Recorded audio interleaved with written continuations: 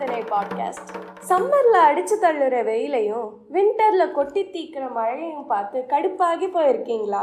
இதுக்கு என்னடா காரணம்னு கேட்டா கிளைமேட் சேஞ்ச்னு சொல்லுவாங்க. அப்படின்னா என்னன்னு தெரிஞ்சுக்க நினைச்சா அண்டார்டிகால பனிமலை உருகிறதையும் அமேசான்ல காடு எரியிறதையுமே கூவிட்டு இருக்காங்க.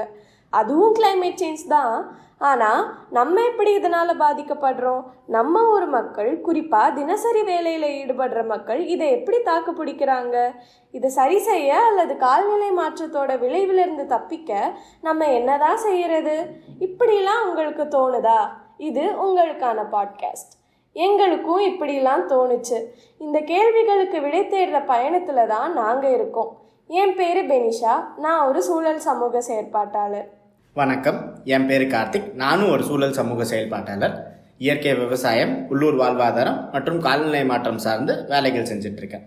இந்த அறம் திணைன்றது ஒரு தளம், முக்கியமாக இளைஞர்களுக்கான ஒரு தளம். இதில் இயற்கை சார்ந்து இருக்க வாழ்வாதாரங்கள், குறிப்பாக பார்த்தோன்னா இயற்கை விவசாயமாக இருக்கலாம், இல்லை மீனவர்களோட வாழ்வாதாரமாக இருக்கலாம், இல்லை பழங்குடி மக்களோட வாழ்வாதாரமாக இருக்கலாம். இந்த மாதிரி இயற்கையோட பிணைஞ்சிருக்க வாழ்வாதாரங்களுக்கும் காலநிலை மாற்றம், கிளைமேட் சேஞ்சுக்கும் உண்டான தொடர்பு, சுருக்கமாக சொல்லணும்னா intersection of climate change and local livelihoods, அது சார்ந்தும், அது மட்டும் இல்லாமல் எக்கோ சோஷியல் ஜஸ்டிஸ், சூழல் சமூக நீதி சார்ந்தும் வேலைகள் செஞ்சிட்டு இருக்கோம். ஸோ அறம் திணை பாட்காஸ்ட் எதை பற்றி, எதுக்காகன்னு பார்த்தோன்னா, நாங்கள் சூழல் சார்ந்து பயணிக்க ஆரம்பித்து 5-6 வருஷம் ஆகுது. நம்ம ஏதோ ஒரு விஷயம் பண்ண ஆரம்பிக்கும்போது முதல்ல போய் இன்டர்நெட்டில் தேடுறது தான் நம்மளோட பழக்கம். அதே மாதிரி நாங்கள் அப்போ பார்க்கும்போது இன்டர்நெட் மூலமாக ஒரு டைரக்ஷன்ன்றது சுத்தமாக இல்லை. இன்டர்நெட்டில் இருந்தது எல்லாமே ரொம்ப மேலை நாட்டு கண்ணோட்டமாகவும் எலைட் பெர்ஸ்பெக்டிவாகவும் தான் இருந்துச்சு. ஆனால் கிளைமேட் சேஞ்சுன்ற விஷயம் இந்த பூமியில் வாழ்கிற ஒரு மனிதர்களையும் ஒரு உயிரினங்களையும் பாதிக்கக்கூடியது அப்படிங்கிறது தான் நிதர்சன உண்மை. அதுலேயும் கடைநிலை மக்கள் யாராக இருக்காங்களோ அவங்க தான் அதிகமாக பாதிக்கப்படுறாங்க அப்படிங்கிறதும் இருக்குது.